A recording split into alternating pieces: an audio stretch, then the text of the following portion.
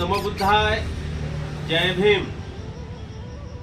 सर्व श्रद्धावान धम्मप्रेमी बौद्ध उपासक उपासिका माता भगिनी बांधवांना मी स्वतः भदंत यश प्रज्ञाबोधी महाथेरो बुद्धभूमी मावसाळा तालुका खुलताबाद या ठिकाणाहून आपणा सर्वांना जाहीर आवाहन करत आहोत।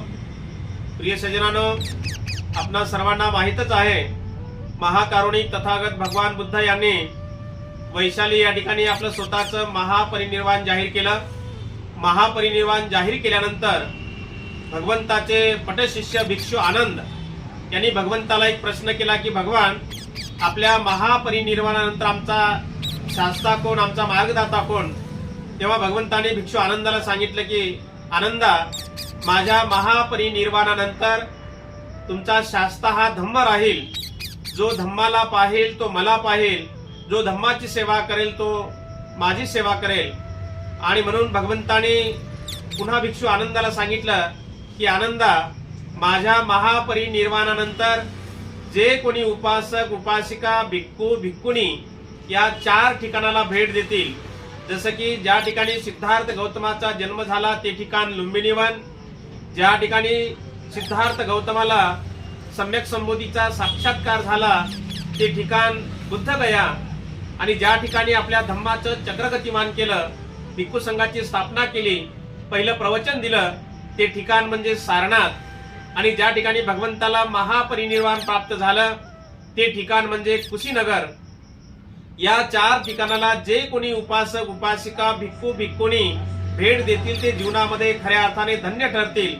या भगवंताच्या शब्दाचा, भगवंताच्या वचनाचा विचार करून मी स्वतः बुद्धभूमी मावसाळा येथून मागील 18 वर्षापासून बुद्धगया धार्मिक धम्म सहलीचं आयोजन करत असतो।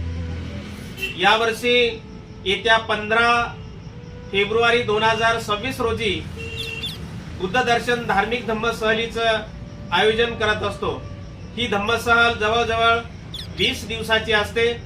20 दिवसामध्ये उपासकांचं राहण्याची व्यवस्था, जेवण, नाश्ता, चहा, जाणं येणं आणि राहण्याची उत्तम व्यवस्था आपण करत असतो। आणि जवळजवळ 20 दिवसामध्ये छोटे मोठे जवळपास 70 ते 72 ठिकाण आपण दाखवत असतोय। आणि म्हणून आपण कशा पद्धतीने व्यवस्था करतो ते आपण सर्वांनी या मावसाळा धम्म सहल या चॅनलवरती आपण मागील धम्म सहलीचे व्हिडिओ आपण बघू शकता। आम्ही चांगल्या प्रकारे लोकांची व्यवस्था सोय करत असतो, जेवणाची व्यवस्था, राहण्याची व्यवस्था, आणि जवळजवळ 70 ते 72 ठिकाणं आपण दाखवतो। प्रत्येक ठिकाणाची अगदी मी स्वतः मार्गदर्शन करतो। त्या ठिकाणी कोणती घटना कधी घडली, भगवंताच्या जीवनामध्ये कोणती घटना कधी घडली, कुठे घडली, केव्हा घडली, त्या संपूर्ण इतिहास मी स्वतः उपासकांना सांगत असतोय। आणि म्हणून आपल्यापैकी जर कुणाला किंवा आपल्या नातेवाईकांना, आपल्या परिवारातील सदस्यांना जर कुणाला बुद्धगयेच्या धार्मिक धम्म सहलीमध्ये भाग घ्यायचा असेल त्यांनी आजच आपलं सीट बुकिंग करावं। 80007174 या भ्रमणध्वनीवरती आपलं आजच सीट बुकिंग करा। बरेच सीट बुकिंग झालेले आहेत, मोजके सीट बाकी आहेत। तेव्हा आपल्यापैकी जर कुणाला बुद्ध दर्शन धार्मिक धम्म सहलीमध्ये भाग घ्यायचा असेल त्यांनी आजच आपलं सीट बुकिंग करा। नमो बुद्धाय, जय भीम।